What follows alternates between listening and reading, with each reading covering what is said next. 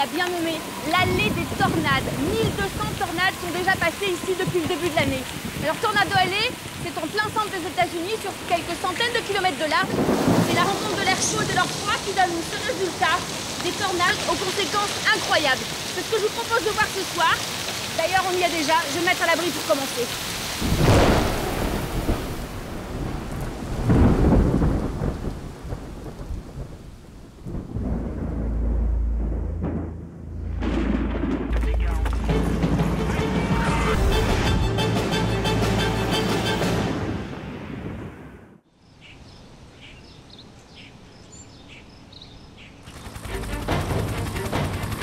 Caroline Avon et Vincent Châtelain, deux aventuriers qui vont affronter pour vous les colères de la Terre. Ce soir, ils vont se mesurer aux tornades et à la foudre, les deux conséquences les plus terrifiantes des orages. Nous suivrons ainsi Caroline Avon aux États-Unis dans sa traque à la tornade en compagnie d'un chasseur professionnel, Tornado Team. Malgré toute l'expérience de celui-ci, Caroline et son équipe vont vivre une aventure bien plus dangereuse que prévu. Caroline se rendra aussi dans une ville totalement dévastée. Une rencontre émouvante avec les rescapés de la catastrophe. De son côté, Vincent Châtelain va sillonner la France pour percer les mystères de la foudre. Là encore, sa mission ne sera pas de tout repos. En avion, il va tenter de se rendre au cœur des orages. C'est un film qui a 32 ans. Vincent mènera aussi l'enquête pour tenter de comprendre un phénomène au bord du surnaturel, la foudre en boule. Et ce numéro des colères de la Terre vous réserve encore bien des surprises. Mais pour commencer, retrouvons Caroline aux États-Unis. Première étape, la petite ville de Greeley, au cœur des Grandes Plaines américaines. J'ai rendez-vous avec une légende de la chasse à la tornade, Tornado Team. Ce sera notre guide pendant tout notre périple. Bonjour, je suis Caroline. Hey, bonjour, je suis Tornado Team. Alors comment êtes-vous devenu chasseur de tornades? Ça a commencé juste par de la curiosité. Je voyais beaucoup d'orages dans les plaines de l'Est où je vivais. Des tornades se développaient, j'essayais d'en voir et je me suis dit que c'était intéressant. Et puis j'ai chassé quelques orages, puis quelques tornades, et alors ça m'a vraiment excité. Et la montée d'adrénaline était dingue. C'est une sensation particulière, non? Oh oui, c'est un vrai frisson. Après ça, je suis devenu accro. C'est une sorte de dépendance. Vous recommencez tous les ans pendant la saison. Vous sortez et partez à nouveau à la chasse aux tornades. Parfait. Peut-on présenter la voiture? C'est une voiture un peu spéciale, non? Il y a un filet au-dessus? Oh oui, elle est unique. Unique? C'est vous qui l'avez faite? Oui, l'idée c'est que les mailles du filet bloquent les grêlons qui sont de la taille d'une balle de golf et plus. Ce sont ceux-là qui sont dangereux. Vous voyez, le système peut se rabattre et cela permet de protéger les vitres latérales quand nous allons traverser les tempêtes. Et comme ça, les gros grêlons rebondissent sur le filet. Et là, c'est suffisant? Oui, je ne peux pas bloquer tous les grêlons, mais la plupart d'entre eux. Ah oui, ça je peux le voir. Oui, il y a beaucoup d'impact ici. La plupart faits par des grêlons de la taille d'une balle de baseball. Rien n'y résiste. Et tous les ans, il y a de la casse à cause de la grêle. J'ai déjà perdu 4 vitres cette année. Alors on y va maintenant? Et dans quelle direction? On va aller à l'est, direction North Platte dans le Nebraska. Quand on sera arrivé dans cette zone, on vérifiera les données météo pour voir s'il faut aller un peu plus au nord ou au sud. Mais on sera au bon endroit. La tornade devrait apparaître dans le coin. On a beaucoup de route à faire? Oui, il faut charger la voiture. Ok, c'est parti. Alors que nous commençons notre chasse à la tornade, il s'agit de bien comprendre à quoi nous nous attaquons.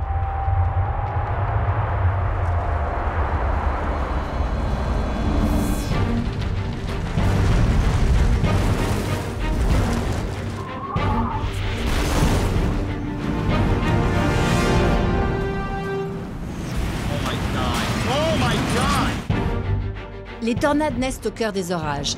Des phénomènes spectaculaires, particulièrement destructeurs. Les dégâts qu'elles provoquent se chiffrent en milliards d'euros chaque année. Voici comment elles apparaissent. Des nuages noirs comme l'enfer remplissent le ciel. Ils créent un orage géant qu'on appelle supercellule. C'est là que la plupart des tornades se forment, comme sur ces images exceptionnelles quand une colonne de vent tournant descend de cette supercellule pour toucher la Terre.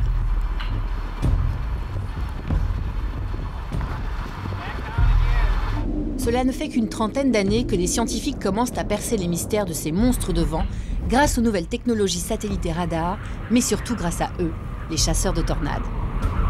Ils vont au plus près pour les filmer et les répertorier, parfois au péril de leur vie. Quand les hommes sont partis, restent les caméras de surveillance, comme dans ce parking dans lequel les voitures semblent s'envoler.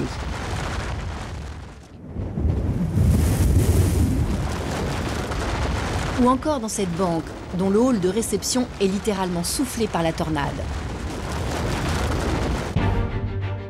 Les tornades sont classées selon leur vitesse de rotation et les dégâts qu'elles provoquent. C'est l'échelle de Fujita. Les tornades les plus petites sont des F0. Les vents y tournent à 116 km/h maximum. À l'autre extrémité, il y a les F5. À l'intérieur, ils peuvent atteindre plus de 500 km/h. De plus, ces tueuses sont capables de se déplacer à près de 120 km/h avec une durée de vie de plus de 3h30. Les pays les plus touchés sont le Bangladesh et les États-Unis. Voici le genre de monstre que nous allons chasser avec Tim. Et pour cela, c'est parti pour 600 km de route à travers le Colorado et le Nebraska. Première étape, la petite ville de North Platte. Des orages sont annoncés là-bas et pour Tornado Team, c'est notre meilleure chance de voir une tornade. Pour filmer cette chasse, nous avons mis en place un dispositif de tournage assez complexe. Une caméra embarquée installée dans la voiture de Tim nous filme en permanence. À l'extérieur, les images sont réalisées par mon équipe répartie dans 2 voitures et je peux communiquer en permanence avec eux par talkie-walkie. Caroline Beaufranc, sur notre gauche, il y a 2 nuages. Mais revenons à la chasse. Pour vivre, Tim vend des films vidéo de tornades, alors il ne laisse rien au hasard. À l'intérieur, un ordinateur relié à un radar, un GPS, mais pas seulement. Et ça, c'est une radio spéciale ? Oui, c'est une radio qui permet d'écouter tous les services d'urgence, ce qui est très utile pour repérer les tornades. Surtout le service national de météo, c'est le plus important. C'est là où je trouve les informations spécifiques sur les tornades que je chasse et tout ce qui se passe avec les orages.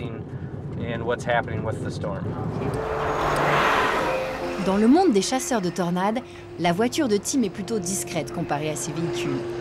Des engins impressionnants, mais qui relèvent plus des films hollywoodiens que d'outils pratiques et fiables. En fait, vous n'êtes jamais sûr de voir une tornade, n'est-ce pas ? J'aimerais bien le garantir, mais c'est très dur de déterminer précisément où la tornade sera. Il reste des choses dont même les experts ne sont pas sûrs. Donc on ne peut pas garantir une tornade, mais on a de bons indices sur les zones où elles peuvent se créer.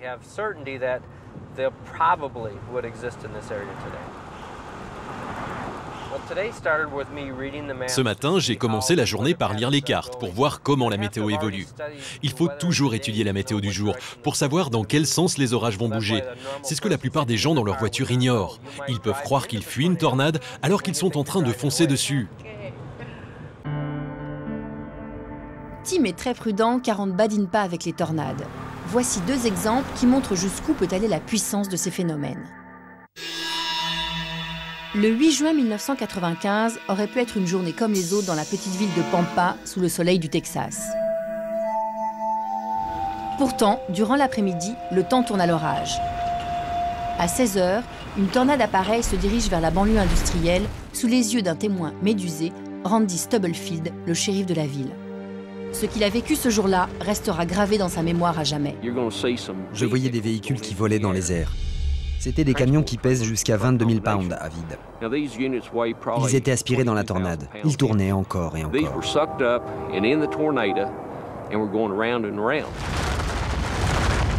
22 000 pounds, c'est énorme. Cela équivaut à 10 tonnes. La tornade est tellement puissante qu'elle les a fait voler comme des jouets. Et elle ne s'arrête pas là. Elle fonce en direction du centre-ville. Le shérif assiste à la scène.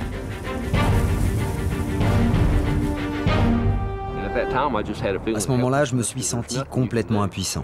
Il n'y a rien que vous puissiez faire. On ne peut pas arrêter une tornade ou la faire changer de direction.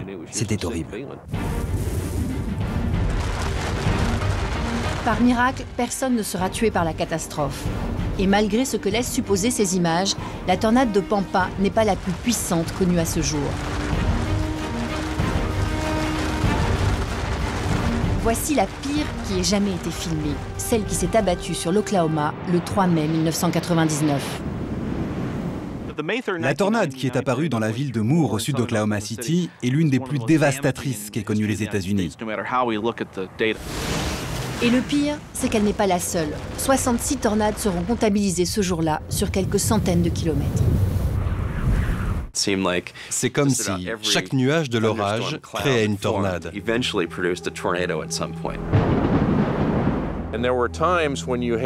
y avait une tornade principale, des tornades satellites qui tournaient autour et en plus des tornades complètement indépendantes produites par le même orage.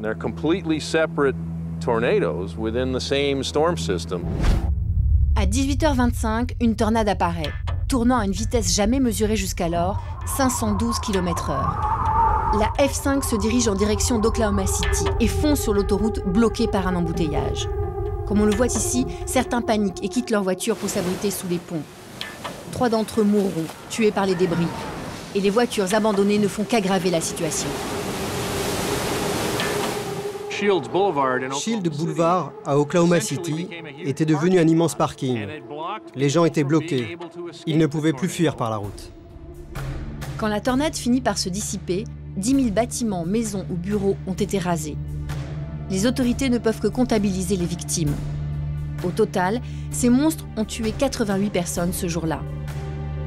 Malgré cette terrible catastrophe, l'année 1999 n'est pas l'année record en matière de tornades. D'après le météorologue John Stobart, l'année record, ce devrait être l'année 2008. Si on se base sur le nombre de morts dus spécifiquement aux tornades, nous sommes très près du record historique.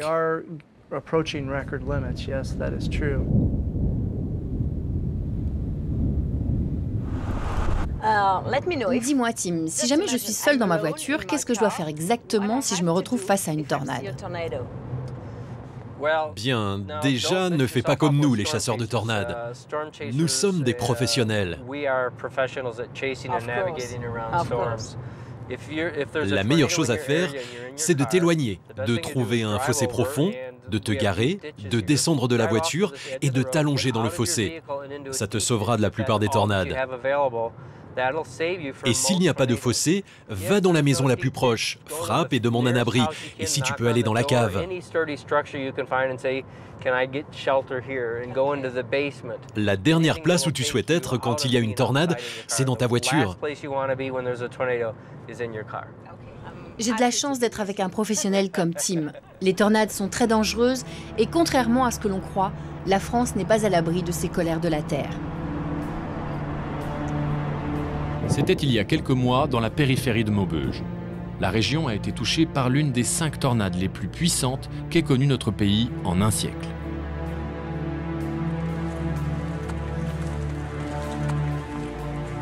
Vous vous en souvenez peut-être, le 3 août dernier, une tornade a frappé la petite ville d'Aumont dans le nord de la France. D'ailleurs, on voit ici les préfabriqués où ont été relogées les personnes dont les maisons ont été dévastées. J'y reviens 2 mois après les événements, mais juste avant, un rappel des faits. Nos équipes étaient sur place le lendemain de la tornade, et vous allez voir les images, c'est assez impressionnant. Le 3 août 2008, en pleine nuit, alors que les habitants s'endorment, un orage extrêmement violent donne naissance à une tornade qui va, en quelques minutes, raser une partie de la ville et ravager plus d'1 millier de logements. 200 familles se retrouvent dans la rue, totalement sinistrées. Le lendemain du passage de la tornade, les habitants, toujours sous le choc, nettoient déjà les centaines de tonnes de gravats qui jonchent les rues. Ils ont vécu une nuit qu'ils ne sont pas prêts d'oublier. Les carreaux, ils sont là. Bon, on a débarrassé un peu là, parce qu'il ne faut pas laisser... Voilà. On vient de mettre une bâche. Je suis désolée.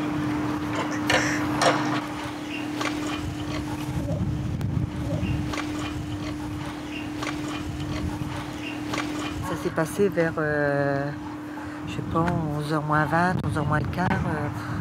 Ça a été très vite, quoi. En fait, je m'en suis pas rendu compte tout de suite. C'est quand j'ai entendu la baie de ma véranda qui est tombée à l'intérieur de chez moi. Donc c'est ça, j'ai dit, tiens, qu'est-ce qui se passe ?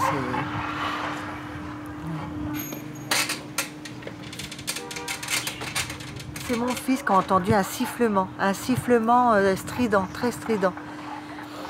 Et d'ailleurs, heureusement qu'il n'est pas allé dans sa chambre parce que la toiture s'est écroulée, tout ça. Un sifflement comme un mirage qui passait. Ouais. Vous avez cru un avion, un mirage? Ça sifflait fort, fort. J'ai essayé de sortir pour pouvoir abaisser mon volet de ma porte, mais il y avait trop de vent, il y avait une violence. J'avais peur et puis c'est vrai qu'il y avait des éclairs, donc j'ai eu peur.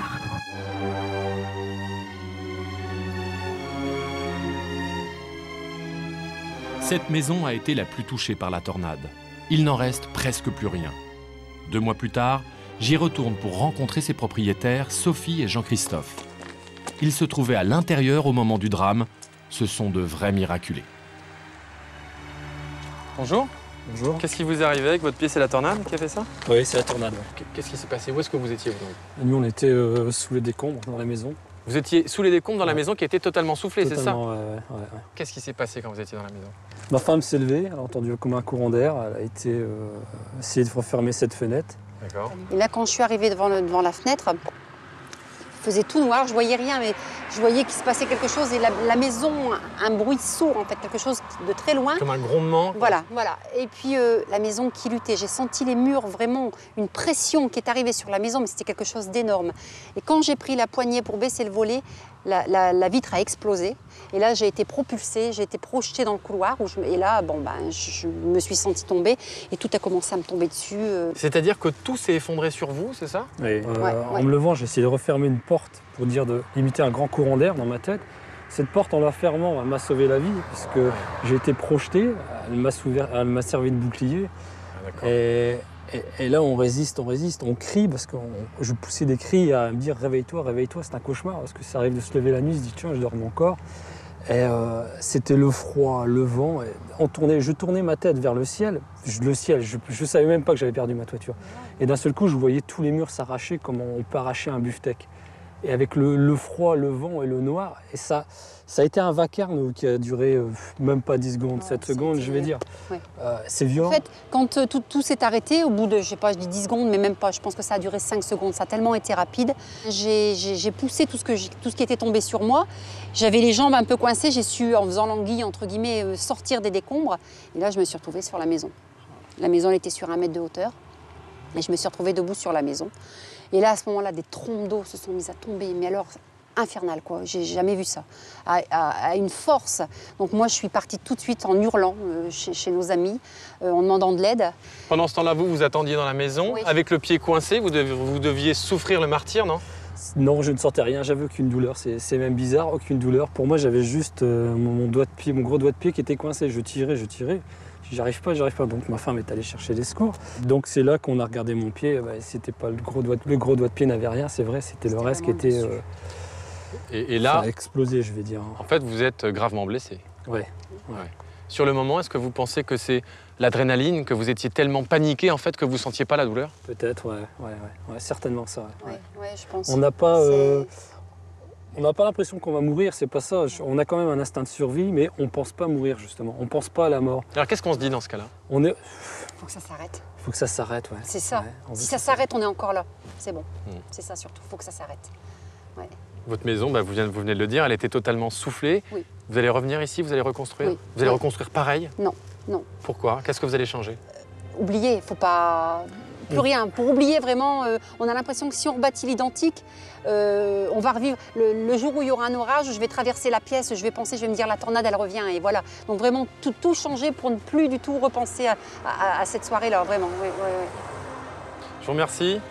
Un témoignage très émouvant qui reflète bien la terrifiante puissance du phénomène. Au revoir, monsieur. La tornade a parcouru près de 20 km. Nous avons remonté sa piste. Tout a commencé dans ce champ. La tornade y trace un véritable sillon qui écrase les cultures. Elle se déplace à une vitesse de plus de 80 km/h. Le premier gros obstacle qu'elle rencontre, c'est la maison de Sophie et Jean-Christophe. Elle est totalement détruite alors qu'à droite et à gauche, les 2 pavillons voisins ne sont qu'en partie touchés.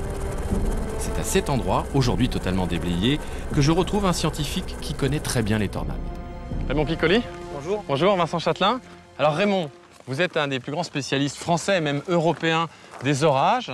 Et il faut dire que les tornades, ce sont des phénomènes orageux. Tout à fait. Raymond, quand on arrive ici, on a du mal à imaginer qu'il y avait une maison là. Quel type de tornade a pu dévaster complètement cette maison? Oui, c'est difficile à croire, mais en fait, le phénomène qui a détruit cette maison, c'est une tornade type F3.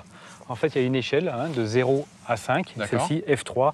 Alors, c'est absolument colossal, ça fonctionne de deux façons.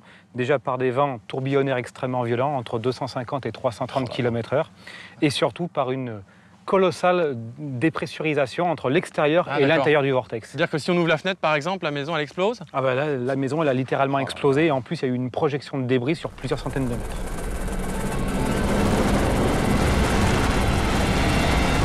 Alors le plus fou dans cette histoire quand même, c'est que là, c'est le tout début de la tornade. Ensuite, elle a continué sa route par là.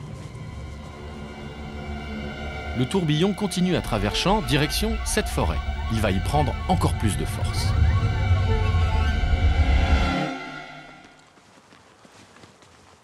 Oh, celui-là, il s'est pris un bon coup. Hein. Oui, ben alors celui-ci, c'est vraiment caractéristique des tornades. Il a été attrapé à peu près à 1 mètre, 1,50 m du sol, et il a été vrillé sur lui-même. D'accord. Un petit peu comme si tu prends une serpillière et puis tu la tords. Ah ouais. Et c'est la torsion qui l'a fait tomber. Voilà, ça c'est vraiment caractéristique du dégât de la tornade. D'accord. Mais en fait, dans cette forêt, on voit aussi que c'est assez impressionnant qu'il y a des arbres qui ont été brisés à la base, carrément explosés, d'autres dont la tête a été coupée. En fait, en venant ici, en arrivant ici, la tornade, on aurait pu penser qu'elle aurait trouvé dans la forêt un obstacle. C'est pas vraiment le cas, non? Non, la forêt, elle n'a absolument pas arrêté. Elle est partie un petit peu en entonnoir. Elle a grandi. C'est ce qu'on voit sur les images aériennes, c'est vrai. On le voit très bien. Pourquoi? Parce qu'elle a trouvé en fait beaucoup de combustible. Ce combustible étant tous les morceaux d'arbres qu'elle détruit. Donc ça s'est gavé dans le tourbillon. Et tu as des arbres ici, par exemple, qui ont été détruits par la projection. Ah d'accord, d'autres arbres. Des voisins, quoi. Voilà. Dans cette forêt, ce qu'il y a d'intéressant d'un point de vue scientifique, c'est que tu as tous les types de dégâts que peut provoquer une tornade. Et a priori, rien n'arrête une tornade? Strictement rien. Après avoir traversé la forêt, la tornade est venue s'écraser contre la petite ville d'Aumont. Les premières maisons sont les plus touchées. On a l'impression que la ville a été bombardée. Ensuite, la tornade se taille un chemin dans les pavillons et les petits immeubles. Voici la maison de retraite. Son toit est coupé en deux.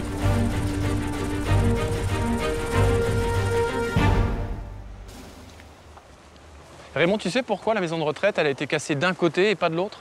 Eh bien, tu sais, ça c'est la grande dualité des tornades. Tu as un phénomène qui d'un côté est extrême par sa violence, mais qui d'un autre côté peut avoir une précision chirurgicale. D'accord. Tu vois, par exemple, tu as une maison, elle va être carrément ouverte en deux.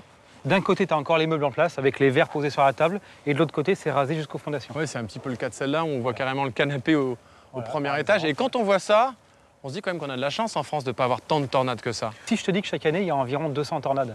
200 tornades en France chaque année? Ouais. Et pourquoi on n'en parle jamais? 8 sur 10, c'est des F0. Donc durée de vie extrêmement brève, quelques secondes, et en plus, elles sont un petit peu dispersées sur le territoire, donc pas de dégâts majeurs. Et toi, tu as réussi à filmer des tornades en France, ce qui est quand même très rare. Ouais, dans le Cantal, justement, 2 en 2 jours, une le 10 juin, une le 11 juin, une belle F0, surtout le 11 juin. Et en fait, c'était face à un cumulonimbus congestus, donc un nuage d'orage. Et là, je me retourne stupéfait, je me serais cru aux États-Unis. Il y en avait une qui touchait le sol et 2 autres en formation. À un moment, on aurait presque pu en avoir 3. Tu parles des États-Unis, c'est marrant parce que en ce moment, j'ai une collègue, Caroline, qui est avec un chasseur de tornades. Et ça se passe bien? Bah écoute, je sais pas, je les ai pas eu en ligne, mais enfin, j'espère que tout roule parce que c'est plutôt dangereux.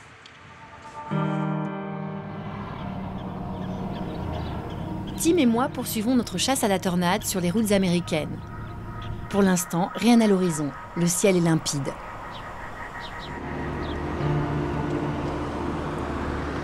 Après quelques heures de route, Tim décide de s'arrêter. Il tient absolument à me faire comprendre quelque chose.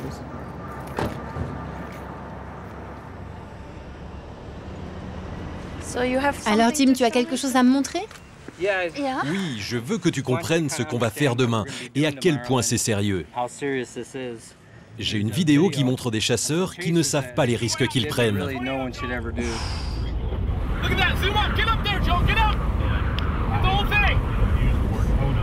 C'est incroyable.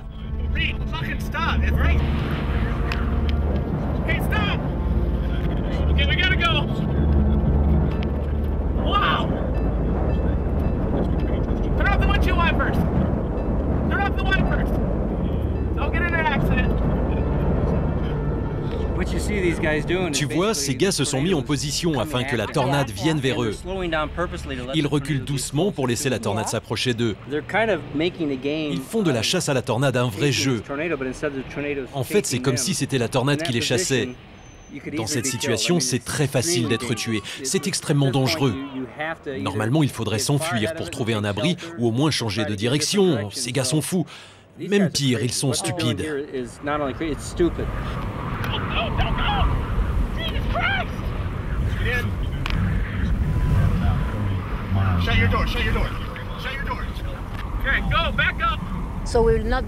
Donc on ne sera jamais dans cette situation?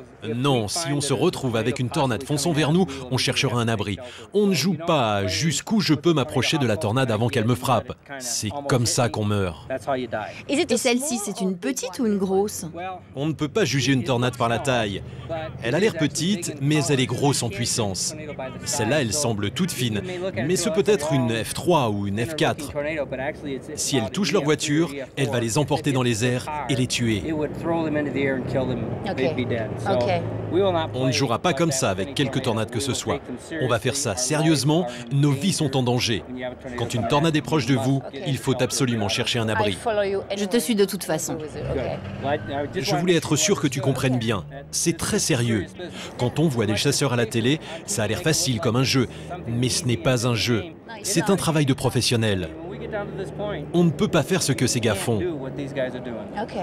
Ok. La première journée touche à sa fin. Nous n'avons pas vu de tornade, mais Tim est confiant pour le lendemain.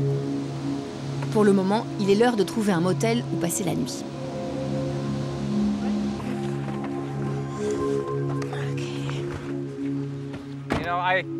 Je dois te prévenir, Caroline, ce n'est pas toujours prudent d'aller dans un motel avec moi. Oh, pourquoi pas? Il y a environ 2 semaines, je venais de finir une chasse à la tornade. Je suis rentré à l'hôtel, je pensais qu'il n'y en aurait plus dans la soirée, mais ça n'a pas été le cas. Un orage est apparu au sud de la ville et a commencé à aller dans notre direction. J'étais fatigué, je voulais juste aller me coucher. Je pensais être tranquille pour la nuit quand la tornade a foncé sur le motel. Il n'y a pas eu de signe avant-coureur. Quand j'ai ouvert la porte, j'ai vu le tourbillon venir vers moi. J'ai essayé de claquer la porte, mais je n'ai pas réussi. Et là, la tornade a frappé. Comme quoi, ce n'est pas parce qu'on est dans un hôtel qu'on est à l'abri. Voici les images que Tim a tournées ce jour-là.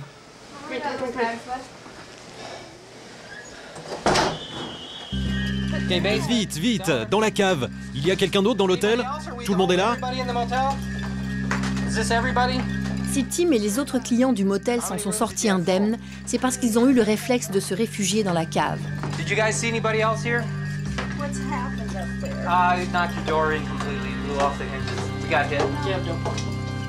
Et voilà à quoi ressemblait le hall du petit hôtel quelques minutes plus tard.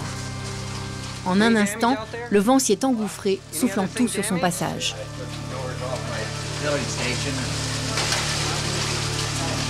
Glass everywhere.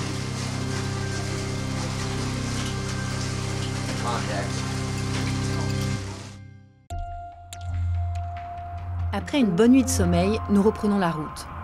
Nous avons quitté le Colorado pour entrer dans le Nebraska. Nous dépassons la petite ville de North Platte, mais juste avant Lincoln, Tim décide de sortir de l'autoroute. Il a repéré un orage. On va vraiment au nord maintenant?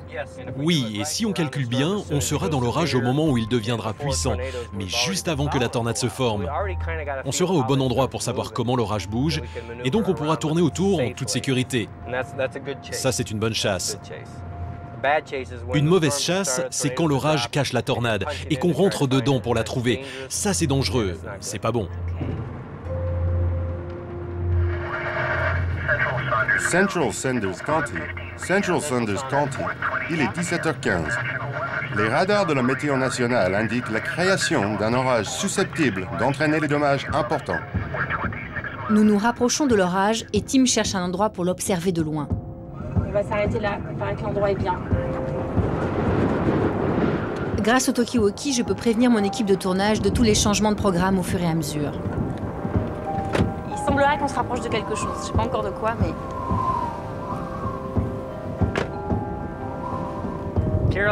Caroline, tu as noté comme c'est clair de ce côté? Le ciel est tout bleu. Tu vois, il est rempli d'énergie, mais rien ne l'a fait encore sortir. Donc c'est de l'énergie en attente. Mais là, on a de l'énergie qui s'est déjà déclenchée. Tout cet énorme orage, haut de près de 13 km, concentre son énergie sur un seul point. Et c'est là que la tornade va apparaître. Waouh! Ça, c'est spectaculaire. C'est ce qu'on appelle une supercellule, un orage producteur de tornades. Les supercellules sont des orages qui peuvent être très violents. On en trouve deux formes. Celles qui sont chargées de pluie, de vent et de grêle sont les plus dangereuses car elles peuvent cacher une tornade. Celle-ci peut se trouver tout près sans qu'on s'en aperçoive. Les autres supercellules sont dites sèches. Ce sont les préférées des chasseurs de tornades. Les précipitations sont quasi inexistantes, donc les tornades sont très visibles. Tu ne peux pas imaginer la puissance qu'il y a là-dedans. Quand un orage dégage son maximum d'énergie, il est aussi puissant qu'une centrale nucléaire. Il y a tant de puissance là-dedans, c'est incroyable. T'as déjà vu un truc comme ça en France? Non, moi non, jamais. Pendant qu'on regarde là, il y a un autre orage qui est en train de se former juste derrière nous. Il ne faudra pas l'oublier. On ne veut pas se faire coincer avec une tornade devant et une tornade derrière nous.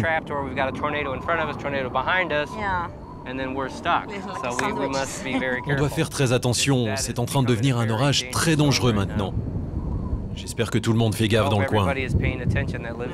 Ah oui, je l'espère.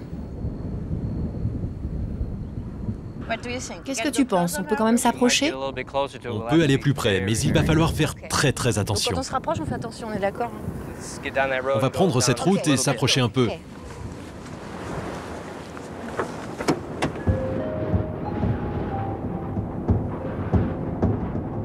Pendant que Caroline chasse les tornades cachées au cœur des orages aux États-Unis, de mon côté, j'essaye d'en savoir plus sur toutes les conséquences des orages en France, grâce à Raymond Piccoli, spécialiste de ces phénomènes. Les orages, Raymond, est-ce que c'est tous les mêmes ou ils sont très différents, ils ont des conséquences différentes aussi? Non, tu sais, ce qu'il y a d'assez incroyable avec les orages, c'est qu'il y a une extrême diversité. Tu as de la grêle jusqu'aux tornades comme celle d'Aumont, par exemple. Ah bah oui, bah, Aumont, on a vu que c'était impressionnant, mais j'imagine que par rapport à ce que vivent Tim et Caroline en ce moment, c'est pas grand-chose. Bah, ça n'a rien à voir. Là-bas, tu peux avoir des F5 avec des vents de 500 km/h. Et il peut y avoir de la foudre aussi, j'imagine. Bien sûr, tu as de très puissants coups de foudre. La foudre, c'est impressionnant visuellement, mais en fait, ça a l'air un peu moins dangereux que les tornades. Oui, en apparence. Enfin, il faut quand même que tu saches que la foudre, elle tue 2 fois plus de personnes par an dans le monde. Eh ouais. Et est-ce qu'ici, alors du coup, on peut être vraiment touché par la foudre? Est-ce qu'il y a des zones particulières? Ah, ici, tu as des zones très foudroyées. Bah, d'ailleurs, tiens, tu vois, là, je t'emmène dans un endroit, tu vas voir des choses assez incroyables qui s'y déroulent. Ok.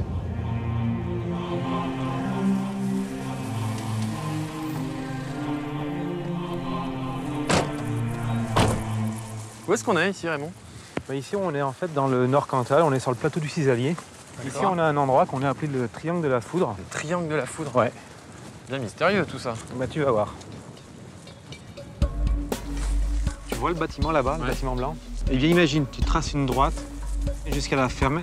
Et bien là, tu as un triangle d'environ 2 km de côté. C'est le triangle de la foudre. Alors ici, tu as des phénomènes qui sont extrêmes. Tu as beaucoup de foudrement. Et tu as des choses très particulières qui s'y passent. C'est un véritable abo à ciel ouvert. Quand j'écoute Raymond parler de la foudre, je comprends que c'est un véritable passionné. Pour ses recherches, il passe une bonne partie de l'année à chasser des orages et à faire des images d'éclairs magnifiques comme celle-ci.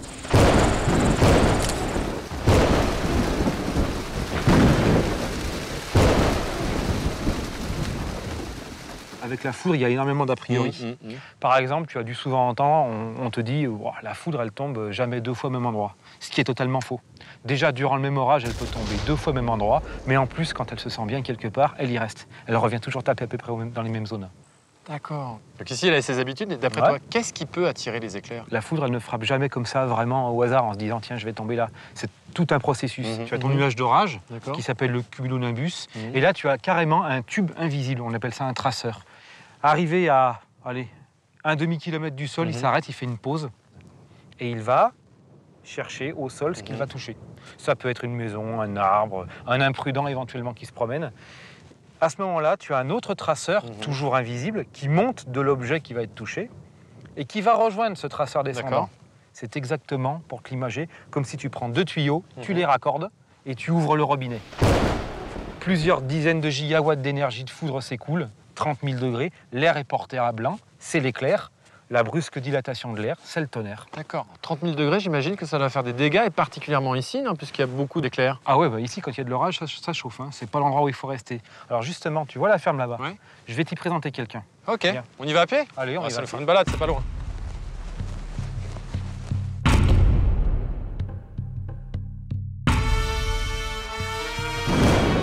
La foudre a provoqué la mort de 2 ouvriers qui travaillaient sur un chantier dans le Cantal. 2 morts dans un accident d'avion. Ils survolaient le sud du Cantal lorsque l'accident s'est produit.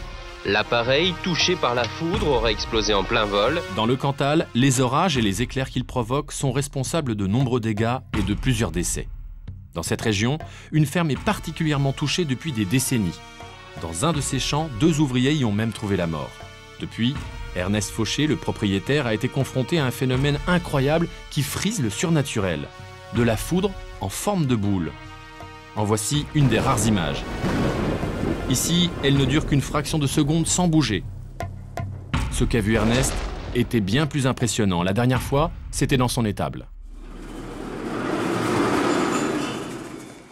Racontez-moi, Ernest, qu'est-ce qui s'est passé quand vous étiez dans l'étable? Vous étiez où d'abord, vous? On était juste à côté des vaches, là. D'accord. Il y a une boule de feu qui est rentrée. Une boule de feu? C'est quoi une boule de feu? Qu'est-ce que vous avez vu, en fait? Il y avait une boule comme ça, grosse, comme ça, là. D'accord. Rouge, bleu. Elle a continué, après elle est passée sur la porte. Alors, attendez, parce que la boule, ça m'intrigue quand même. Une boule, vous me dites, de couleur rouge, qui émet de la lumière. Oui, ça pétille. Et qui se baladait comment? Qui s'arrêtait? Qui continuait? Non, d'un coup comme ça. D'un coup, on continue? Oui. À quelle hauteur? Oui, à cette hauteur. Donc vous l'avez regardé passer comme ça? Oui. À toute vitesse? Toute vitesse. Alors après, elle est passée sur la porte. Et il y avait le truc électrique, ça fait exploser le truc électrique. J'imagine que vous avez dû avoir peur. Non, on peut sans plus, parce qu'on est habitué d'une manière. C'est prouvé scientifiquement. Des boules de foudre peuvent se promener à quelques centimètres du sol. J'ai pourtant l'impression d'être aux frontières du réel. Mais là, tu me parles de foudre en boule. Moi, j'imagine de la foudre, ok, c'est une forme de boule, mais ça veut dire quoi concrètement? Qu'est-ce que c'est? Est-ce qu'on sait de quoi c'est constitué? Qu'est-ce qu'il y a à l'intérieur? On a des données qui sont très diversifiées. Tu peux avoir une petite sphère qui va avoir une durée de vie très courte. Tu peux avoir des cas extrêmes comme dans le Morvan où durant près d'1 heure, une foudre en boule de la taille d'un petit veau a été vue. Et parfois, elle a une fâcheuse tendance, c'est qu'elle passe sous les portes. Tu vois, elle s'allonge, elle passe dessous, elle se recompose de l'autre côté. Elle peut passer par les serrures ou par le moindre petit interstice, par une fenêtre par exemple, où tu vois entre les pierres. Ça, c'est pas ce qui vous est arrivé, Ah si. Ah bon? Oui, je vais vous faire voir dedans, vous rentrez. Il s'est passé quoi alors? J'avais 7-8 ans. Ouais. Et la boule de feu est rentrée par la porte. D'accord. Elle a fait le tour. Le tour, comme ça, là, le tour de la table? Le tour de la table. C'est une histoire de dingue, ça. La boule, elle a fait le tour. Là, vous étiez en famille, vous étiez à table. En même temps qu'elle est passée, elle a tout foutu en l'air, là, le dessus. Là. Et la cuisinière, qui fait plus de 150 kilos, eh bien, elle est arrivée à 3 mètres, là, elle est arrivée jusque-là. Oh là là. Donc, vous avez été percuté, en fait. Elle vous est rentrée dedans, c'est ça? Oui.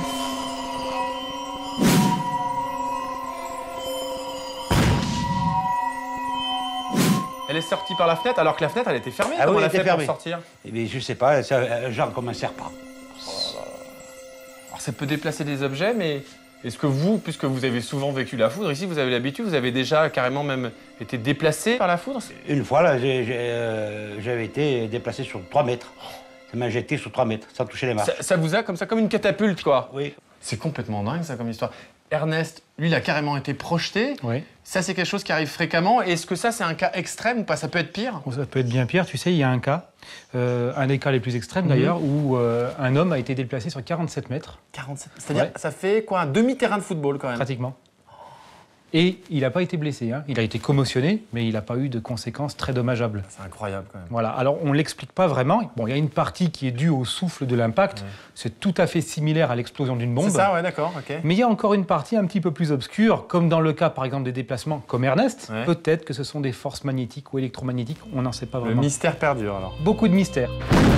Dans tous les cas, la puissance de la foudre est terrifiante. Pendant une fraction de seconde, un éclair peut avoir la puissance des 58 réacteurs nucléaires français tournant tous en même temps à plein régime. Ce vidéaste amateur a failli la prendre à ses dépens. L'éclair est tombé à quelques mètres de lui.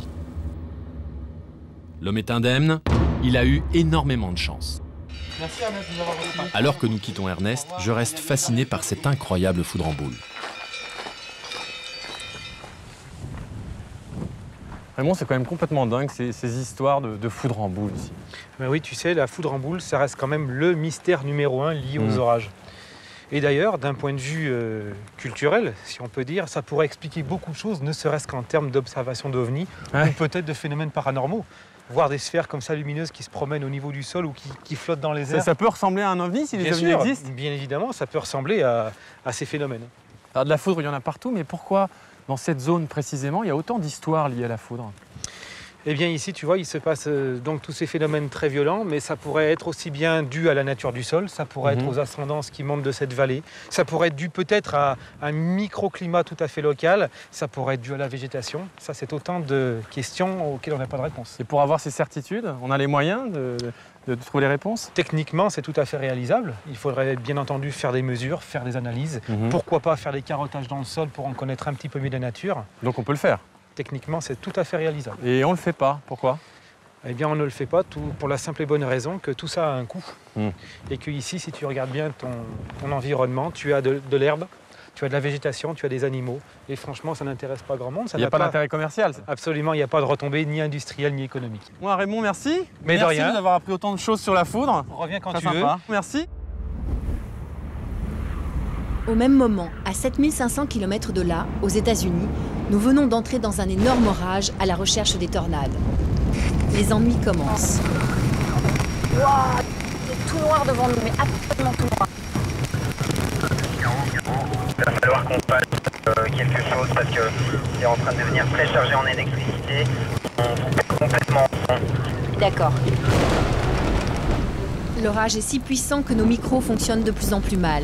En quelques mètres, la lumière disparaît presque, alors que nous sommes en plein après-midi. Ça devient assez dangereux maintenant. Donc là, il faut surveiller parce que c'est dangereux. On s'approche de la tornade.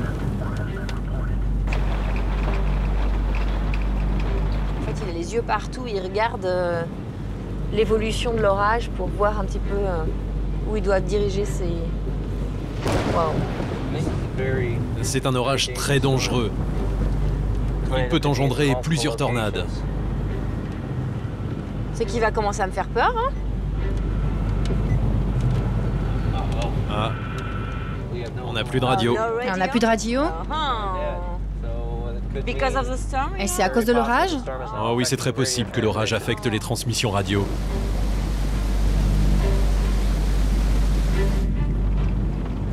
Bon, apparemment, on n'a plus de radio. L'orage est très fort. Oh, il y a une tornade qui se forme juste en face de nous maintenant. Juste en face de nous? Oui, c'est une tornade. La rotation est en train de s'amorcer. C'est une tornade. À gauche, formation de tornade, à gauche.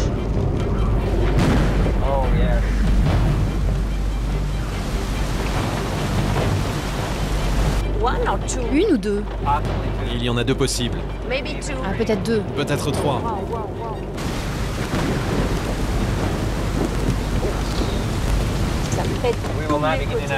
Nous n'allons plus descendre de la voiture, Caroline.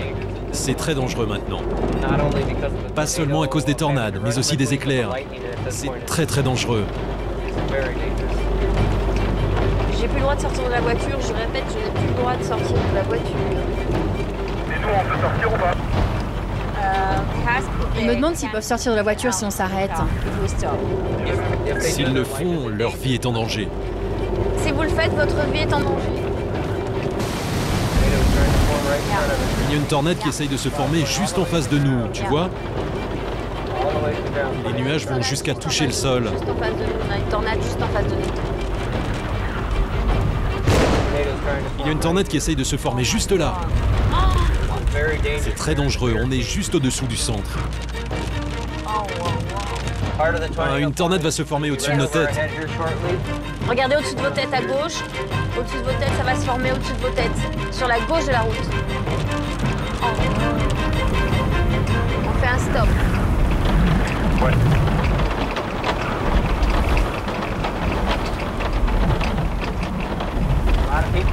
Beaucoup de gens qui ont vécu cette scène ne sont plus vivants aujourd'hui pour en parler.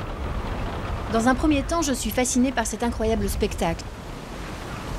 Mais très vite, je suis ramenée à la réalité par mes caméramans qui sont sortis au péril de leur vie. On doit faire très attention, car quand on est au milieu de la pluie, on ne peut pas voir la tornade avant qu'elle ne nous ait frappés. Bien sûr, on voit rien. Ok, maintenant il faut qu'on avance. Maintenant là, il faut partir, on doit y aller tout de suite.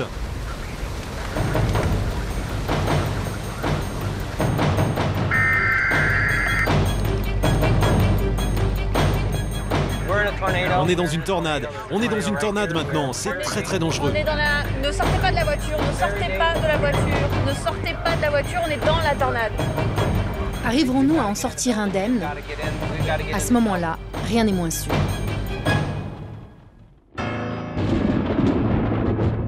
Retour en France. Je ne sais pas encore que Caroline est en pleine tempête, mais moi aussi j'ai décidé de me frotter aux orages de plus près. J'arrive sur la base militaire de Toulouse pour les approcher en avion grâce au programme Saphir. Qu'est-ce que c'est exactement, Saphir? Saphir, c'est le service qui équipe les avions de recherche français en physique de l'atmosphère. Cette unité de recherche unique en Europe étudie tous les phénomènes atmosphériques grâce à cet avion bardé de capteurs. Son objectif, c'est d'aller où? Dans les orages, c'est ça? Actuellement, dans la campagne, c'est d'aller dans les orages et de pouvoir caractériser les nuages qui sont dans les orages. D'accord. Et donc là, actuellement, il y a un vol qui va démarrer. Je vous invite à participer à ce vol. D'accord. On est parti.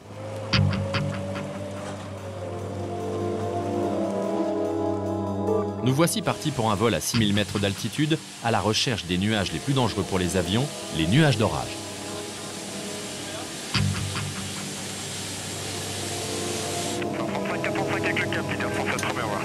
Nuage. Décollage.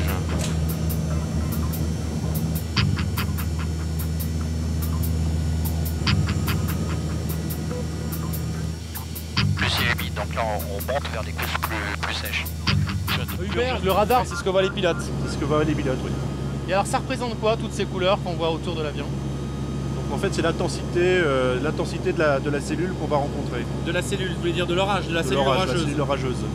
Et alors ce type de couleur, les pilotes, ils aiment ça? Ah non, quand ils voient une cellule rouge comme ça, ils demandent au contrôle de pouvoir dévier et de l'éviter. Sauf que nous, on va pas l'éviter là. Je vais bien sur la verticale. Il est trop long.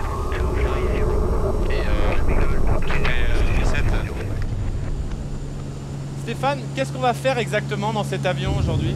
Eh bien, on va recueillir des données pour étudier les phénomènes de givrage et les orages. Le risque, ça va être quoi? C'est que l'avion soit déstabilisé, par exemple? Oui, tout à fait. Il y a un phénomène qu'on appelle le cisaillement de vent, qui fait qu'on peut avoir des vents, aussi bien des vents horizontaux que verticaux, qui varient beaucoup d'un bout à l'autre de l'avion et qui vont par exemple changer l'attitude de l'avion, ce qui peut être critique dans une phase d'atterrissage ou de décollage. Qui peut le faire décrocher, par exemple? Absolument. D'accord. Le programme, il va servir à quoi concrètement? Et il va servir à améliorer les radars météo et l'information qu'on amène aux pilotes pour la description des orages. Ah, on arrête parce que elle est dans un avion comme ça bouge pas mal, on va aller s'attacher.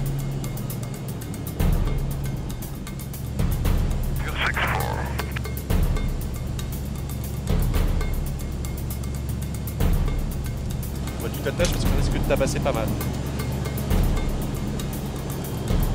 Je suis passé dans un orage. Alors, il y a plein de boutons partout, ici des instruments hyper sophistiqués, mais en fait quand on est passager, le plus important c'est ça, ce petit sachet. Je suis sûr que ça vous dit quelque chose.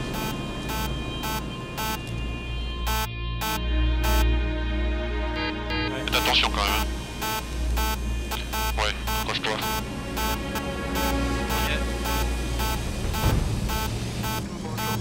Oh là. C'est vrai que pour l'instant, À l'intérieur de l'orage, l'avion est ballotté en tous sens. Les secousses sont incessantes et j'ai du mal à garder mon calme. Les pilotes et les scientifiques, eux, restent de marbre. Cela devrait me rassurer, mais ce n'est pas vraiment le cas. L'avion semble faire du rodéo sur les nuages.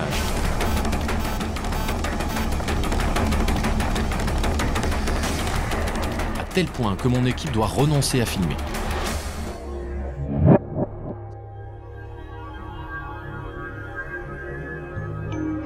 Enfin, nous sortons de l'orage. Ah, c'est mieux quand ça s'arrête. Ah, c'est mieux là. Là, c'est mieux. Je ne fais pas le fier, mais je n'ai pas utilisé le sac en papier. C'est déjà pas mal.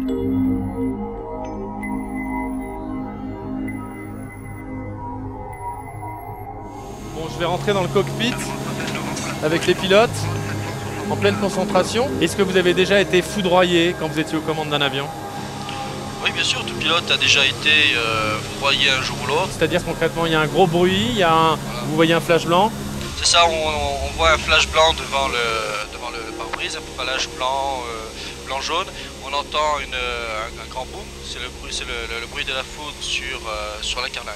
Bon, bah on va vous laisser piloter, concentrer parce que c'est pas facile. C'est grâce aux mesures faites lors de vols comme celui-ci que les avions peuvent désormais être frappés sans danger par la foudre.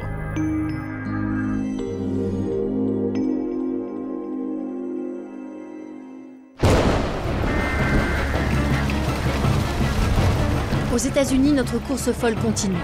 Il est à peine 18 h et pourtant la nuit s'est installée. Mon équipe et moi pouvons être happés par une tornade à tout moment. On doit trouver un bâtiment, on doit trouver un abri. Il faut qu'on aille dans un building. Il faut qu'on aille dans un building. Vous nous suivez? C'est très dangereux, c'est très dangereux. Attention, on accélère, attention, on accélère. Je répète, on accélère.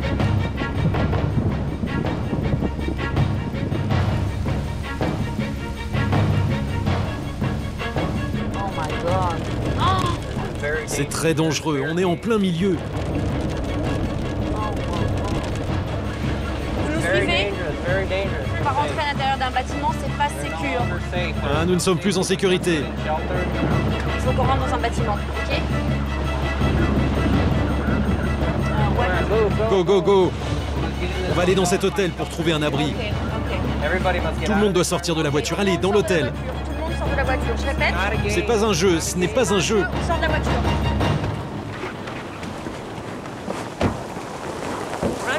Cours, Caroline, cours!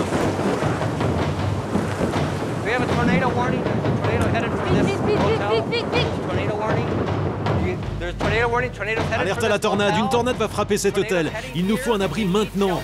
Allez dans la cave, tout le monde doit aller dans la cave.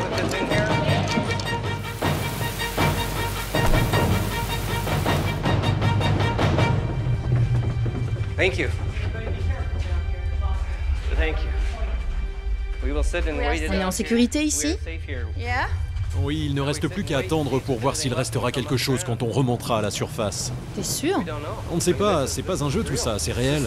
You understand? On ne sait pas si quand on ressort, la voiture est toujours là. En gros, on s'est fait avoir par la tornade. On a tourné autour et finalement on s'est fait prendre dans la tornade. Donc là, on est...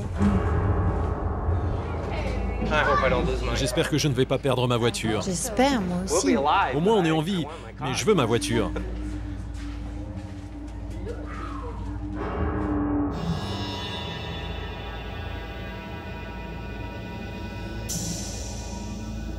Coupé du monde, impossible de se rendre compte que nous sommes au cœur d'un des événements climatiques les plus violents de ces dernières années.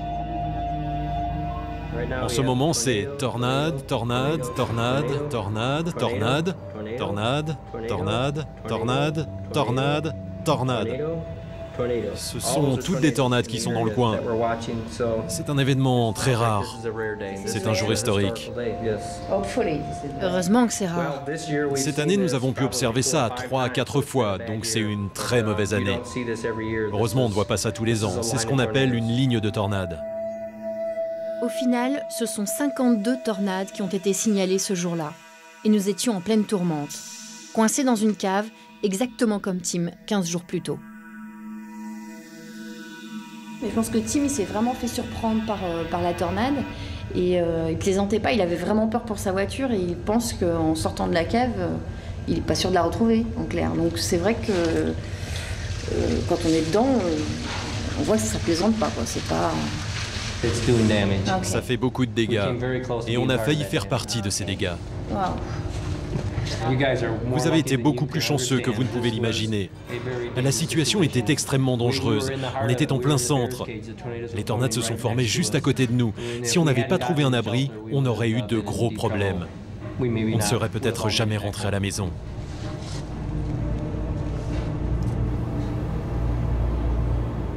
Un véritable miracle, car à quelques kilomètres de là, et je ne l'ai appris que le lendemain, l'enfer était en train de se déchaîner. Les dégâts sont effrayants. Une université partiellement détruite, des dizaines d'immeubles et de maisons écroulées, des centaines de voitures retournées. 6 personnes y ont laissé la vie. L'hôtel où nous étions réfugiés a été miraculeusement épargné. Nous en sommes quittes pour une grosse frayeur. Enfin rassurée, j'ai une pensée pour Vincent. Je me demande bien s'il vit des émotions aussi fortes en France.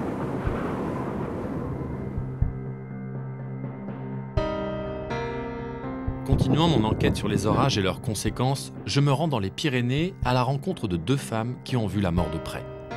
En juin 1991, pendant une randonnée, elles se sont faites piéger sur ce chemin de crête par un orage qui les a frappées. Et un jour, il y a quelques années, vous étiez avec Josiane, votre amie, en train de faire une randonnée. En fait, vous étiez avec un groupe de 40 randonneurs, c'est ça? Et vous étiez partis pour faire une randonnée sur ce sentier. Voilà, c'est ça. On était partis vers 8 h du matin.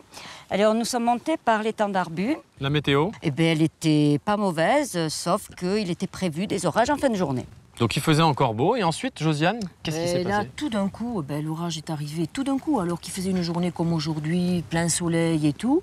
Et puis là, on s'est retrouvés dans la nuit, vraiment nuit noire complète, et on ne voyait rien. Ça faisait un paysage apocalyptique, quoi, hein, parce que d'un côté, on voyait rien, c'était la nuit noire, et de l'autre côté, les éclairs montraient que c'était le ravin, hein, donc impossible de faire quoi que ce soit.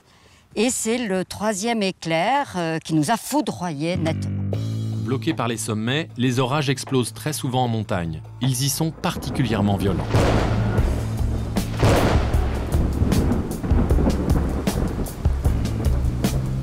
Ça s'est passé un tout petit peu plus loin, après ce pic. Vous voulez bien qu'on aille voir? Eh bien, on va voir. On y va.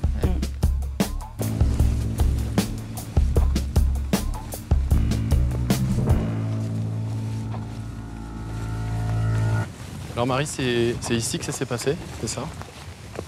Oui, enfin, c'était tellement dur ce jour-là, il s'est passé tellement de choses. Vous savez, c'était... il y avait l'orage, il y avait la nuit noire, il y avait... On ne voyait pas le pic, on ne voyait rien du tout, quoi. Concrètement, qu'est-ce qui s'est donc passé à ce moment-là, au moment où vous avez été foudroyé? On est tombé sur place, alors que moi j'ai eu l'impression de tomber dans un ravin, d'être toute seule au fond du ravin, alors qu'on est tombé sur le chemin. J'ai eu l'impression que mes pieds étaient attirés vers le haut.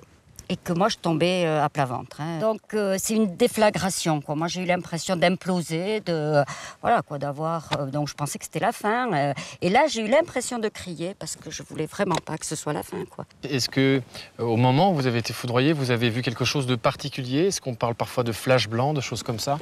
Est-ce que c'est ce qui vous est arrivé? Moi, oui, j'ai vu quelque chose que je n'ai pas osé dire tout de suite parce que ça paraît un peu surnaturel. Alors, est-ce que c'est l'effet de l'électricité? Est-ce que c'est... Bon, je cherche pas à savoir, mais j'ai vu en face de moi mon visage avec une lumière fluo, quoi. Hein. Bon, alors c'est là que je me suis dit, bon, ben c'est fini. Et à ce moment-là, j'ai pensé, oui, à tous mes proches, et je les ai vus, oui, effectivement. Puis bon, malheureusement, pour l'une d'entre nous, ben, ça a été la fin, oui, effectivement. Voilà, quoi. Michel, la meilleure amie de Marie et Josiane, n'est jamais revenue de cette randonnée. En sa mémoire, une stèle a été posée l'année dernière.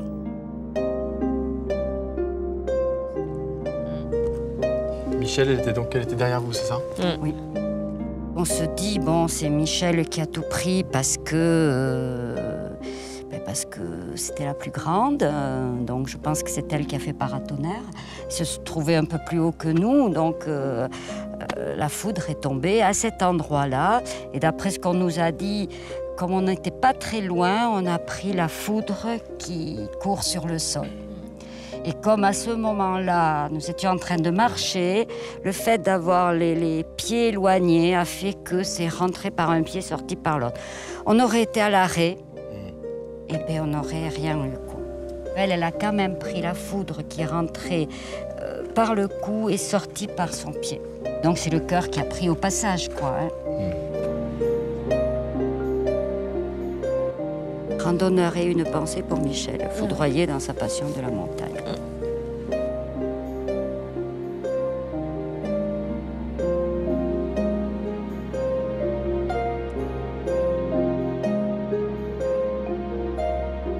Pour comprendre comment la foudre a frappé les deux randonneuses, je me rends avec Marie à l'hôpital de Rangueil, à Toulouse, afin d'y rencontrer le médecin qui s'est occupé d'elle. C'était tellement douloureux ce jour-là que ça me fait une impression bizarre et à la fois, c'est pas un bon souvenir, quoi. Bonjour. Bonjour docteur. Bonjour Marie. Vous vous souvenez bien sûr du cas de Marie. Quelle était justement la gravité de son état? On se souvient d'abord parce qu'on ne voit pas souvent des malades foudroyés. Et bon, quand elle est arrivée, elle était très choquée, évidemment. Et puis, très algique, elle avait mal vraiment au niveau de ses brûlures. Alors, Marie n'a pas reçu l'impact direct, puisque c'est son amie qui l'a reçu. Et elle a été victime des courants de surface, c'est-à-dire courant qui s'éloignait du point d'impact, qui est rentré par un pied et qui est sorti par l'autre. Et donc, il y avait juste un tout petit trou sur la chaussure, avec à l'intérieur, par contre, des dégâts importants au niveau de ses pieds. Et vos chaussures, elles étaient dans quel état? Elles étaient simplement avec deux petits trous faits comme une tête d'épingle. Donc minuscules? Minuscules. Est-ce que la foudre, par exemple, passe toujours par les mêmes endroits dans le corps, a toujours le même cheminement? Alors non, il y a globalement deux grands types de courants, soit des courants de grands gradients qui vont rester en surface, ce qui occasionne des brûlures, soit des gradients moins importants qui vont traverser l'organisme, et le courant, dans ce cas-là, peut passer un petit peu n'importe où, comme dans une électrisation. Donc on va pouvoir avoir des complications cardiaques, à type troubles de rythme, infarctus, etc. On peut avoir, tous les organes peuvent être touchés, et notamment neurologiques également, avec des paralysies temporaires ou définitives, selon le trajet du courant. Alors en l'occurrence, quand on est sous un orage et qu'on risque justement d'être foudroyé, qu'est-ce qu'il faut faire pour l'éviter à tout prix? S'isoler sur son sac à dos en position fétale pour éviter les courants qui circulent au niveau du sol. Donc on se met sur le sac à dos qui nous isole du sol. Qui nous isole du sol. Et évidemment, si on a la possibilité d'avoir un abri, une grange à proximité qui soit un bon abri, c'est évidemment l'idéal. Josiane et Marie ont été épargnées de justesse par la foudre qui a frappé ce jour-là dans les Pyrénées. Elles savent désormais que les colères du ciel sont une réalité qui se rappelle parfois brutalement aux simples humains que nous sommes.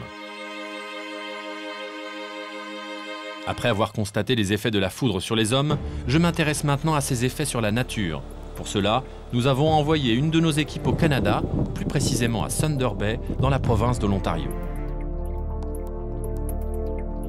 Ici, il y a plutôt de l'espace. Cette partie de l'Ontario, grande comme 1,5 fois la France, est recouverte à 85% par les forêts et compte 250 000 lacs. Et dans cette forêt immense, les éclairs déclenchent de gigantesques incendies.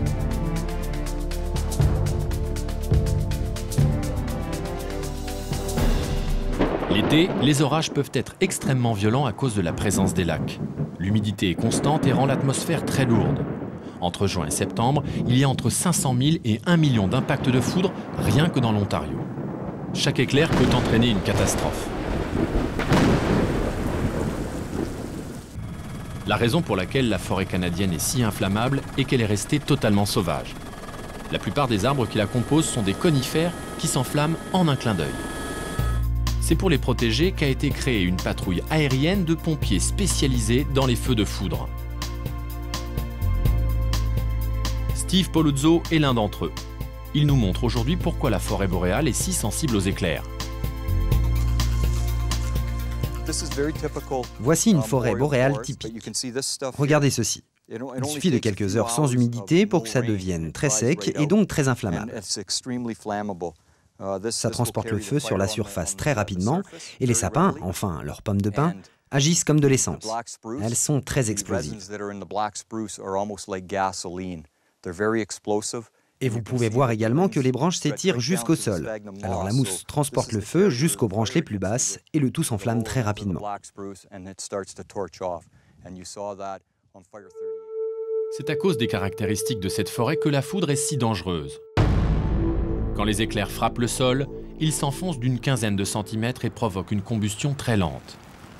Elle peut mettre 15 jours avant de se propager aux arbres et déclencher un incendie qui peut éclater n'importe où.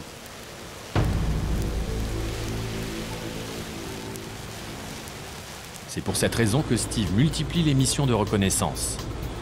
Le but du jeu, prévenir plutôt que guérir, ou au moins réagir au plus vite pour protéger la forêt et ses habitants.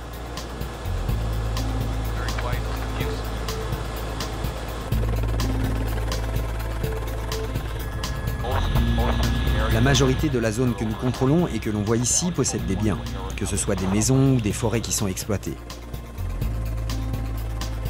Pour l'instant, l'activité est faible. Steve peut retourner à la base de sa patrouille, la patrouille de la foudre. Ici, comme chaque matin, les prévisionnistes maison exposent les risques d'éclairs incendiaires. Pour cela, ils disposent d'un réseau d'information complet. Sur cet écran s'affichent tous les éclairs relevés par nos détecteurs automatiques sur le terrain. Vous voyez, il y a une ligne au nord de là où nous sommes. Cette ligne est une ligne de nuages noirs d'orage. Il peut y avoir 25 000 impacts de foudre par jour. Depuis le début de la matinée, il y en a déjà eu 4 000. Ça s'annonce mal. Aujourd'hui, cette zone est classée à haut risque et celle-ci est extrême. Ce sont des informations que l'on reçoit de nos moyens aériens. Nous avons donc placé dans cette zone la majorité de nos forces aériennes prêtes à répondre au moindre départ de feu. Nous avons 4 gros bombardiers d'eau, 4 avions de reconnaissance et 8 hélicoptères avec des équipes de pompiers prêtes à intervenir.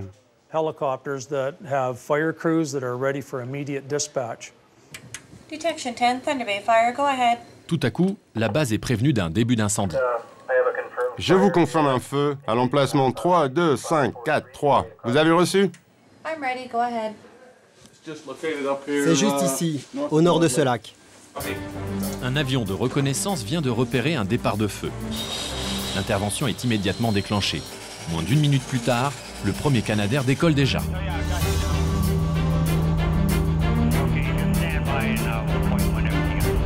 30 minutes de vol plus tard, les premières fumées apparaissent. La foudre a frappé cet endroit il y a plusieurs jours. Après avoir couvé dans le sol, les flammes ont embrasé les sapins.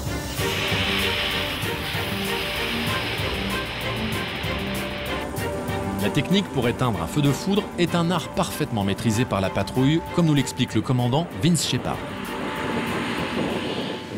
L'essentiel de notre travail, c'est d'arriver à tuer la tête du feu. Et après, son corps meurt. Mais si vous n'éteignez pas la tête du feu, alors il s'étend. Sur le terrain, les départs d'incendie se multiplient. C'est l'un des dangers des feux de foudre. Ils courent sous la terre et ressortent à différents endroits, parfois écartés de plusieurs kilomètres. La patrouille de la foudre envoie donc plusieurs Canadair. Les pilotes vont répéter près de 60 fois cette manœuvre délicate. Certains voleront même près de 8 heures durant cette terrible journée. Dans les 5 dernières années, 10 d'entre eux y ont laissé la vie. Avec ses 3000 heures de vol, Vince Shepard sait qu'on ne plaisante pas avec les incendies dus aux éclairs. Vous ne prenez pas de risques, vous les calculez. Il y a un peu de doute, mais jusqu'ici, j'ai pris les bonnes décisions. Enfin, l'incendie commence à être maîtrisé. Des Fire Rangers sont maintenant transportés sur zone par hélicoptère. Leur mission est double. Éteindre les derniers foyers, mais aussi s'assurer que la foudre n'a pas créé d'autres feux souterrains prêts à bondir à l'air libre. Une mission qui peut durer plusieurs jours. Ces pompiers doivent donc être entièrement autonomes.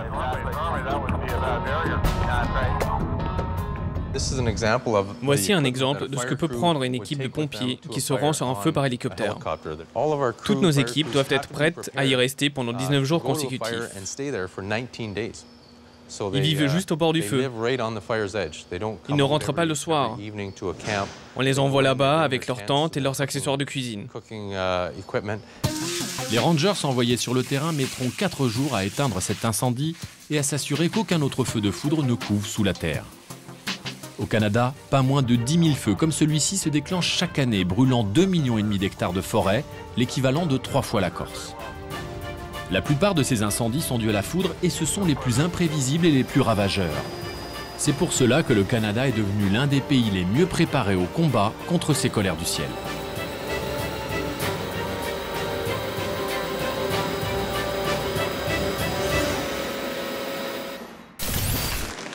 Incredible and terrible news from Windsor, Colorado. An F3 tornado has just hit more than 100 houses. Damages are spectacular. Nous voici à Windsor, petite ville du Colorado ravagée par une tornade 15 jours plus tôt. Tim veut aller à la rencontre des victimes qui, passé le traumatisme, sont en pleine reconstruction. Pendant ce temps-là, je pars à la rencontre de John Weaver. En compagnie de ce spécialiste des tornades, nous allons survoler la même zone dévastée.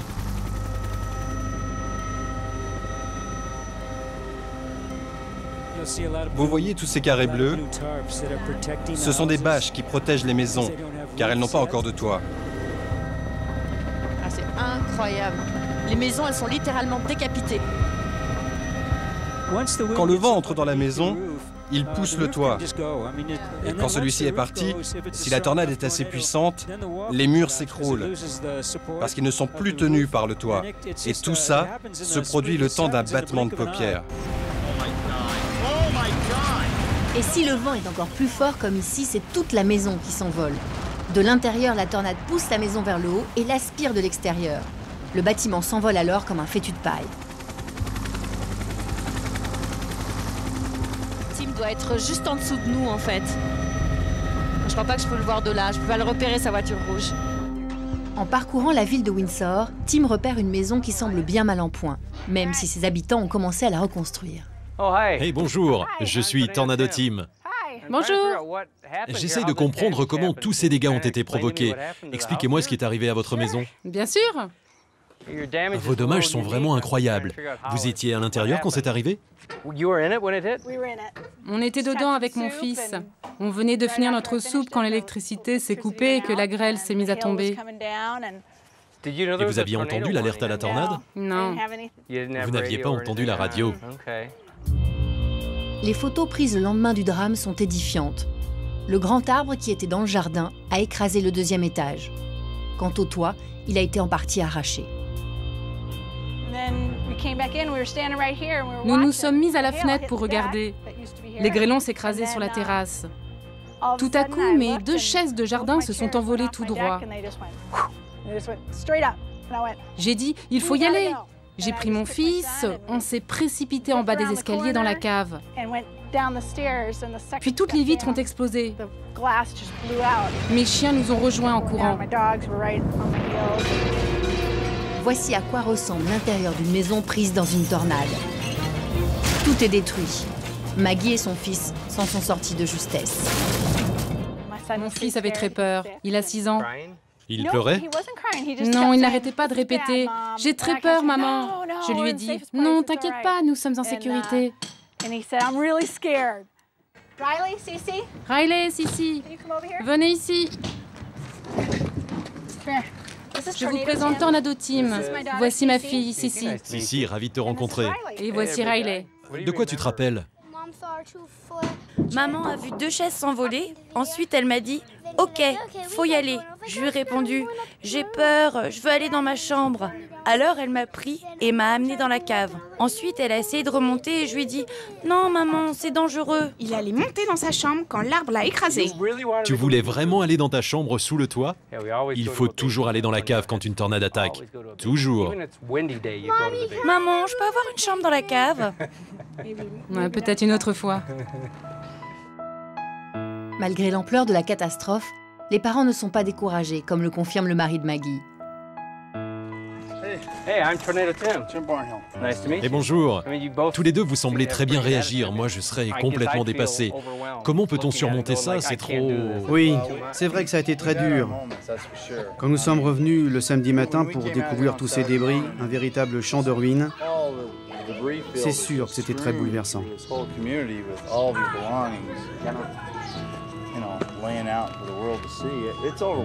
Mais ce qui est incroyable, c'est que 3 jours après le passage de la tornade, tout avait été ramassé, tous les débris. Il y a eu tant de bénévoles et de personnes du coin qui sont venus nous aider. Ça a été très vite, je ne pouvais pas le croire. Nous avons alors pu commencer les réparations de notre maison et nous aurons bientôt fini. Il y a tant d'amis qui sont venus nous aider. Sans eux, on n'aurait rien pu faire. Mais sans ça, sans toute cette aide, vous avez raison. Nous serions très déprimés. Merci pour ces infos. C'était très sympathique à vous.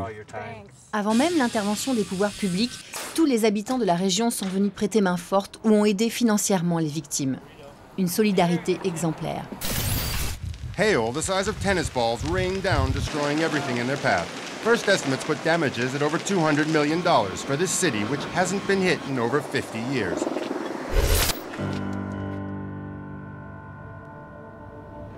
Après la maison de Maggie, Tim se rend dans un gymnase occupé par les spécialistes de la FEMA. Cet organisme fédéral de gestion de crise a été envoyé par le gouvernement pour venir au secours des victimes. Bonjour, je suis Tornado Team. Bonjour, John Ashton de la FEMA. Ravi de vous rencontrer. Mais pourquoi la FEMA est-elle venue à Windsor? C'est une première. Que faites-vous ici? Eh bien, depuis que le gouvernement a déclaré l'état de catastrophe naturelle, la FEMA s'est installée ici pour aider les gens financièrement, mais aussi pour reconstruire leurs maisons, trouver des hébergements d'urgence, de la nourriture, des vêtements, aider aux dépenses courantes. Juste pour leur remettre le pied à l'étrier, vous savez, les aider dans la première étape de leur nouvelle vie. Tim et le spécialiste de la FEMA décident de découvrir le lotissement le plus touché pour que Tim puisse mieux mesurer l'étendue des dégâts. De mon côté, je survole toujours la zone avec le spécialiste des tornades. Ah, c'est incroyable. Ah, les hangars, ils sont par terre, tout est par terre. Il y a un peu plus de dégâts ici. Ils sont plus importants.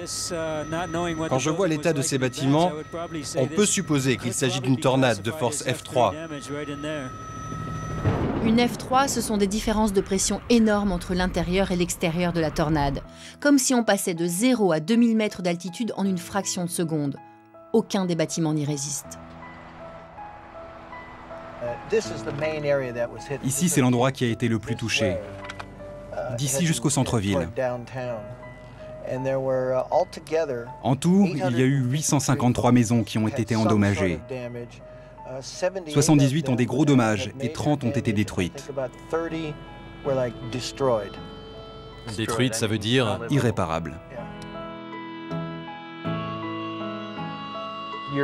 En tant que membre de la FEMA, pensez-vous que ce lotissement va continuer à exister? Ah oui. Personne ne partira. Les liens qui unissent ce quartier sont très solides. C'est beau de voir la vitesse avec laquelle les gens se relèvent et se retrouvent tous ensemble. Ce qui me remplit d'espoir ici à Windsor, c'est cette communauté qui reste soudée plutôt que de disparaître. Cette force qui leur permet de continuer à survivre. Les habitants de Windsor ne baissent pas les bras et restent solidaires. Mais je me demande s'ils trouveront toujours la force de vivre sous la menace des tornades et si l'homme arrivera un jour à s'en prémunir.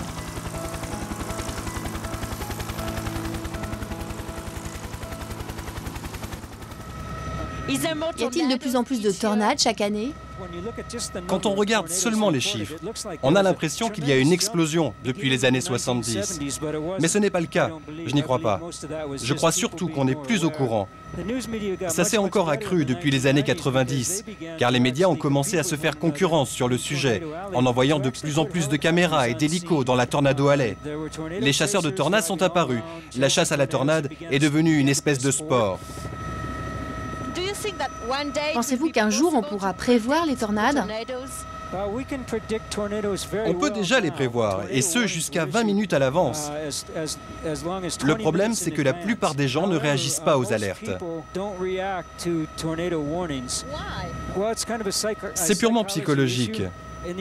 Aux États-Unis, il y a tellement de gros orages, au printemps et en été, que les alertes sont très courantes à la télévision. Les gens ont tout simplement tendance à ne plus y croire. Pour résoudre le problème, il faut trouver le moyen de convaincre les prévisionnistes de la météo de changer de comportement. Ils ont tendance à déclencher l'alerte au moindre risque. À force de crier au loup, les gens finissent par ne plus les croire du tout. Grâce à cette longue traque et aux rencontres que j'ai pu faire, je sais maintenant qu'il faut réagir à la moindre alerte. Les tornades sont de vraies tueuses. De mon côté, il me reste à percer les mystères de l'autre phénomène dû aux orages, les éclairs.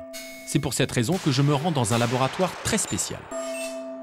Me voici dans le laboratoire de haute tension de la Faculté Polytechnique de Mons, en Belgique. Et je retrouve dans cette voiture le directeur, Christian Boucogno, bonjour. Bonjour Vincent. Merci de nous accueillir dans votre laboratoire. Avec plaisir. Vous êtes un spécialiste de la foudre, ça fait une trentaine d'années que vous l'étudiez, vous faites des conférences partout dans le monde. Cette voiture qui trône au milieu, à quoi elle va servir? Elle va nous permettre de vérifier qu'une décharge de foudre sur une voiture, vous venez d'entendre, Nous sommes tout à fait à l'abri, nous ne ressentons rien. On vient de se prendre une décharge là de combien? 1 million de volts. 1 million de volts? Et on n'a rien senti dans la voiture? Absolument. Parce que nous avons une carcasse métallique et les 10 cm de pneus ne font rien comme isolation pour des décharges d'1 million de volts. Donc on est bien protégé. Mais quand on est sous l'orage dans sa voiture et qu'on risque d'être foudroyé, qu'est-ce que je peux faire? Qu'est-ce que je peux pas faire? Est-ce que j'ai le droit par exemple d'écouter la radio? Certainement à condition de rentrer l'antenne extérieure. Sinon elle va attirer l'éclair? Aussi, fermer soigneusement les fenêtres parce que les courants d'air véhiculent les décharges de foudre. D'accord. Est-ce qu'on est protégé dans n'importe quelle voiture? Non, pas celle en matériaux composites. Type carbone? Exactement. Ou dans une décapotable, évidemment. Pour comprendre pourquoi la foudre ne présente aucun danger lorsque nous sommes à l'intérieur de cette voiture, notre équipe a installé une caméra scientifique ultra rapide qui permet de filmer jusqu'à 100 000 images par seconde. Une caméra si rapide que nous paraissons totalement immobiles dans la voiture. Et voici le parcours de l'éclair. Il frappe la voiture, circule le long de la carrosserie et s'échappe par un pneu pour s'évacuer dans le sol. L'œil humain n'a pas le temps de capter ce parcours car l'éclair frappe en moins d'un 10 millième de seconde.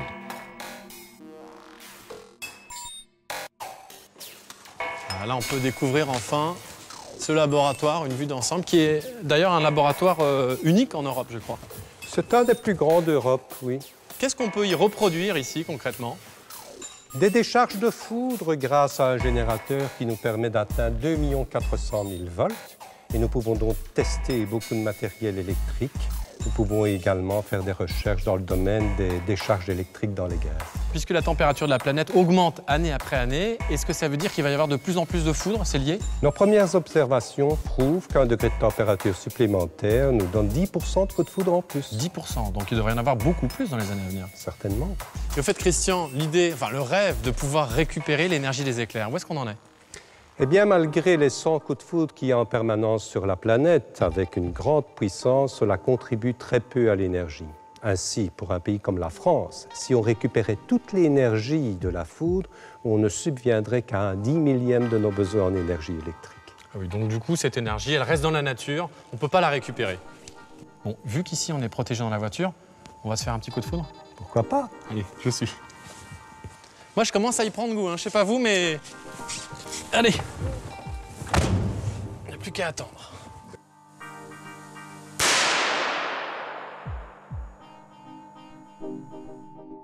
Voilà, pour terminer cette émission, je voulais vous montrer ce ciel très impressionnant, bien noir, annonciateur d'un bel orage qui ne devrait pas tarder, puisque vous voyez quand même, le vent s'est pas mal levé, la pluie l'accompagne. Et on comprend donc que la France n'est pas à l'abri de ces sautes d'humeur venues du ciel, et que ce soit la foudre ou la grêle, les conséquences peuvent être dramatiques pour les hommes comme pour la nature. Du coup, les Gaulois avaient vraiment raison de craindre qu'un jour le ciel ne leur tombe sur la tête, et c'est vrai partout sur notre planète.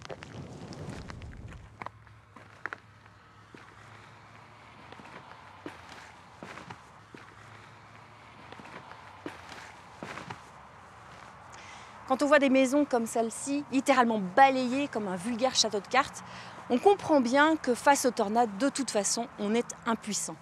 Cela dit, vous l'avez vu ce soir, l'homme réagit, il reconstruit, il est positif, il se relève.